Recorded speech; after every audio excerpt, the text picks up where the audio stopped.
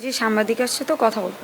আপনি তো দেখছেন মিস্টেক হয়েছে কোনো? সব সময় নেই না, হঠাৎ। এটা ইলেকট্রিক সিগনেচার। আপনি ক্যামেরা যুবদলের সাংগঠনিক সম্পাদক দেখতে চাই না কিসের দেখতে চান আরে আপনি? চলেন না আপনি এইভাবে দেখতে পারেন না ভাই। আমাদের কাছে machine it is active or not সেটা হচ্ছে বড় প্রশ্ন। মেশিন কিনে বসলেই শুরু করা যাচ্ছে ব্যবসা। প্রয়োজনীয় কিছু কাগজপত্র আর দালালদের সঙ্গে যোগসাজশ থাকলেই রোগীর অভাব নেই। দর্শক, এবারের পর্বে আমরা আপনাদের দেখাবো হাসপাতালের আশেপাশে থাকা ডায়াগনস্টিক সেন্টারগুলোর নানান অনিয়মের চিত্র।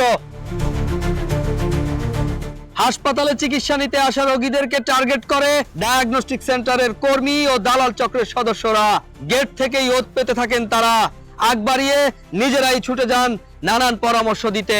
এখানে আছে কিছু দালাল দেখবেন, আপনি ওই খালি এইটা থুইয়া এবার হারেন দেখবেন আপনার জিগেই বেজে দুইজন ধরছিল যে বেলে করাইবেন লইয়ে গেছেও আবার ফেরত আইছে। ও ডাক্তার টেস্ট লিখছে, ওখানে দুজন বললো যে আমি টেস্টের টাকা দেন, আমি করে দিচ্ছি। তখন আমি ওনাদের 2200 টাকা দিচ্ছি। ডাক্তারের কাছে গেছি, রিপোর্ট ভুল আসছে। তারা বলছে উপরে পাঠাবে, আর যদি ভুল আসে তাহলে আমরা ঠিক করে দিব। প্রকাশ টিমের সদস্যরা মুগদা মেডিকেল কলেজ হাসপাতাল সংলগ্ন মেডিকাস নামের একটি ডায়াগনস্টিক সেন্টারে যায় অনুসন্ধানে। সাংবাদিক আছে তো কথা বলবে। আপনি উপরে আসেন, চা নাস্তা খান। আপনি আসছেন আমার এখানে মেহমান।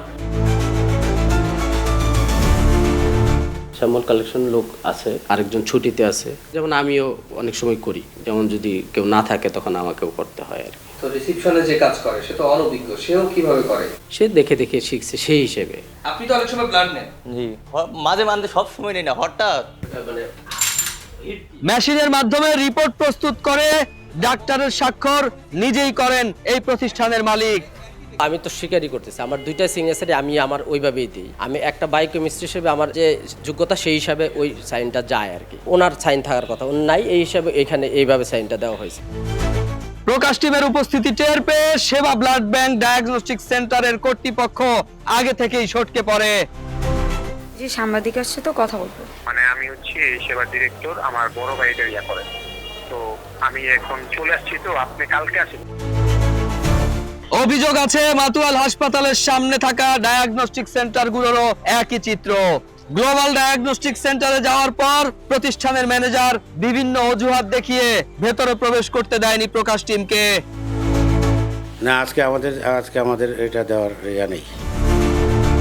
সেখানকারই আরেকটি প্রতিষ্ঠান হেলথ সিটি মেডিকেল সার্ভিসেস, এখানেও দেখা গেছে একই চিত্র। প্রকাশ টিমের উপস্থিতি টের পেয়ে তাড়াহুড়া করে বন্ধ করে দিয়েছেন কার্যক্রম। এখনই বন্ধ করে দিবেন? কেন যাবো? আমার একজন আত্ম মারা গেছে। এবার যেতে চাই ঢাকা মেডিকেল কলেজ হাসপাতাল এলাকায়। পরীক্ষা নিরীক্ষা করাতে একটি blood bank, transfusion and diagnostic সেন্টারে যায় প্রকাশ টিম।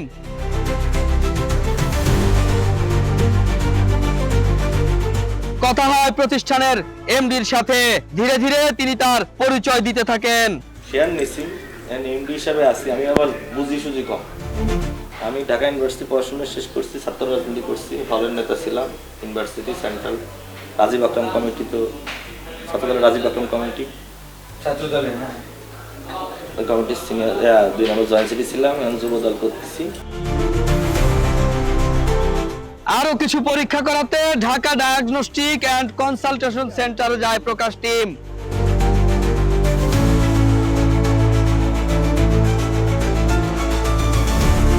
স্যাম্পল কালেকশন যিনি করছেন তার কোনো অভিজ্ঞতার সনদ নেই।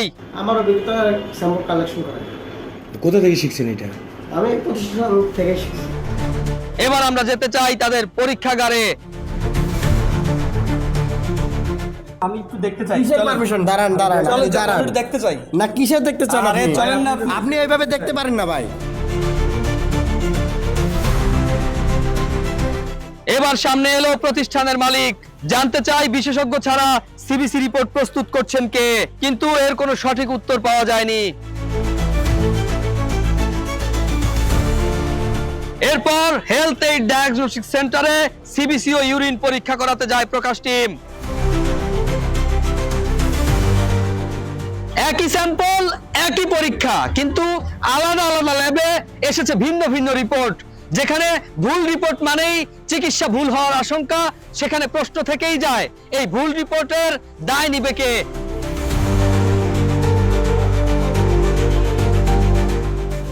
পরের দিন আমরা রিপোর্ট সংগ্রহ করতে হাজির হই হেলথ এইড ডায়াগনস্টিক সেন্টারে। হ্যাঁ আমি তো পারি ব্লাড কালেকশন করতে। গতদিন যিনি স্যাম্পল কালেকশন করেছেন তিনি আজ অন্য দায়িত্বে। দুই একটা ব্লাডটা না প্রাতিষ্ঠানিক শিক্ষার সাথে যদি কম্পারিজন থাকে সেটা আমি বলতে পারি না, কিন্তু আমি ওদের হেল্প করি ওখানে। আপনার ব্লাড টানছে, আপনি তো দেখছেন, মিস্টেক হয়েছে কোনো? রিপোর্ট পাওয়ার পর জানতে চাই ডাক্তার এই রিপোর্ট দেখে স্বাক্ষর করেছেন কিনা। জবাবে ল্যাব টেকনোলজিস্ট বলেন ডাক্তার নাকি ইলেকট্রনিক স্বাক্ষর করেছেন। এটা ইলেকট্রিক সিগনেচার। প্রতিষ্ঠানে অবৈধ কিছু আপনার কথা বলার এক পর্যায়ে কয়েকজন ব্যক্তি এসে এই প্রতিষ্ঠানের স্টাফ পরিচয় দিয়ে প্রকাশ টিমের উপর চড়াও হন। আপনি ক্যামেরা যুবদলের সাংগঠনিক সম্পাদক এই এলাকার।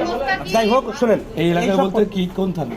লালবাগ থানা। আপনাদের মতো লোকজন আমাদের পিছনে কভারেজ নেওয়ার জন্য 200 টাকার জন্য ঘোরে।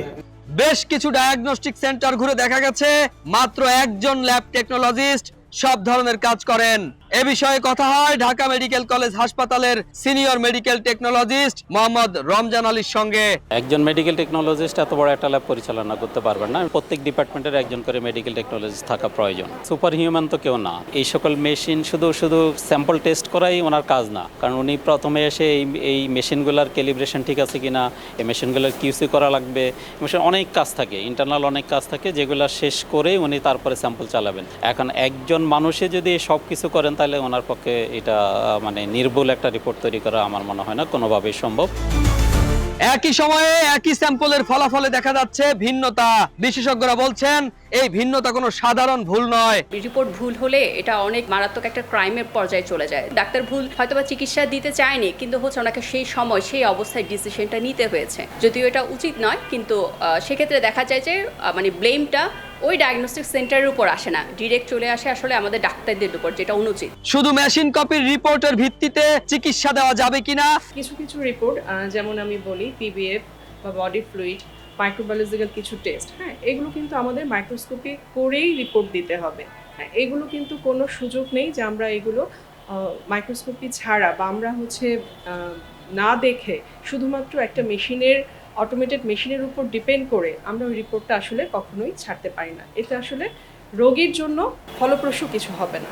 বিশেষজ্ঞদের মতে একটি নির্ভরযোগ্য রিপোর্ট তৈরির জন্য প্রয়োজন সঠিক তাপমাত্রা নিয়ন্ত্রণ, মানসম্মত রিয়েজেন্ট এবং দক্ষ জনবলের। রিয়েজেন্টের মেয়াদের চেয়েও যন্ত্রপাতির মেইনটেনেন্স এবং ল্যাবের এনভায়রনমেন্ট, আমার যদি টেম্পারেচার কন্ট্রোল ভালো না হয়, ফ্রিজ মেইনটেনেন্স ঠিকভাবে না হয়, রিয়েজেন্ট প্রিজার্ভেশন ঠিকভাবে না হয়, আমার টেকনিশিয়ান যদি হচ্ছে টেকনোলজিস্টদের সে যদি এক্সপার্ট না হয়, প্রশিক্ষিত না হয়, কখন ডাইলেশন করতে হবে সেটা যদি না বুঝতে পারে, তাহলে সেই ক্ষেত্রে আমি বলতে পারবো না যে রিপোর্টটা ভালো মানের হবে।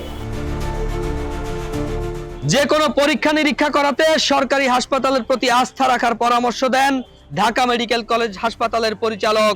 ঢাকা শহর সহ দেশের বিভিন্ন অঞ্চলে এরকম অনেক মানহীন ল্যাবরেটরি আছে, এটা অস্বীকার করার উপায় নেই। তো এগুলোকে নিয়ন্ত্রণ না করা গেলে আসলে আমরা সঠিক চিকিৎসা রোগীদের দিতে পারবো না। দেশের সবচেয়ে ভালো যে মেশিন সেগুলোই আমাদের হাসপাতালে আমরা স্থাপন করেছি, কাজেই রোগীরা আস্থার সাথে আমাদের হাসপাতালে পরীক্ষা নিরীক্ষা করতে পারে। ডায়াগনস্টিক সেন্টারের সেবার মান নিয়ে উঠেছে একের পর এক অভিযোগ। এসব অনিয়মের দায় কার, তদারকি কতটা কার্যকর, এমন প্রশ্নের জবাব খুঁজতে আমরা এবার হাজির হলাম স্বাস্থ্য অধিদপ্তরে। ব্যবস্থা যেটি নেওয়ার আমরা বলতে পারি, আমরা আমাদের যে ক্লিনিক সংক্রান্ত যে আইন আছে, বিশেষ কোনো কারণ ঘটে আমরা তাকে এটি সিলগালা বা বন্ধ করে দেওয়ার মতো, সেটির জন্য আমাদেরকে আইনি সহায়তা নিতে হবে। সস্তা মানের বিদেশি মেশিন, নিম্নমানের রিয়েজেন্ট এবং অদক্ষ জনবল দিয়ে পরিচালিত হচ্ছে দেশের অনেক ডায়াগনস্টিক সেন্টার। এদের বিরুদ্ধে কি ব্যবস্থা নিচ্ছেন সংশ্লিষ্ট কর্তৃপক্ষ? মেশিনারিজ রিপোর্ট যেগুলো হয়, ল্যাব টেস্টের কিছু রিপোর্ট আছে যেগুলো মেশিন প্রটোকলে থাকে এবং অটো প্রিন্ট হয়ে আসে। এরকম একজন হয়তো একাধিক প্রতিষ্ঠানে সংযুক্ত থাকতে পারে, এখানে মেশিন এক্সপার্ট কেউ নেই। আমাদের কাছে machine it is active or not, সেটা হচ্ছে বড় প্রশ্ন। রোগ নির্ণয় যেখানে চিকিৎসা সেবার প্রথম ধাপ, সেখানে যদি রিপোর্ট নিয়েই থাকে সন্দেহ, তবে ঝুঁকিতে পড়ে পুরো স্বাস্থ্য ব্যবস্থা। এখন সাধারণ মানুষের প্রশ্ন, এসব মানহীন ডায়াগনস্টিক সেন্টারের বিরুদ্ধে সংশ্লিষ্ট কর্তৃপক্ষ কি ব্যবস্থা নেবে। দেখতে দেখতে অনুষ্ঠানের প্রায় শেষ পর্যায়ে চলে এসেছি আমরা, এবার বিদায় নেবার পালা। দর্শক, আজকের মতো যাচ্ছি, তবে পুরোপুরি যাচ্ছি না। আবারও দেখা হবে নতুন কোনো অনুসন্ধানী গল্প নিয়ে। ততক্ষণ সবাই সুস্থ থাকবেন, ভালো থাকবেন। আর হ্যাঁ, আপনার চারপাশে ঘটে যাওয়া যে কোনো অপরাধমূলক ঘটনার তথ্য দিয়ে সহায়তা করুন। অপরাধীদের মুখোশ উন্মোচন করবে প্রকাশ টিম।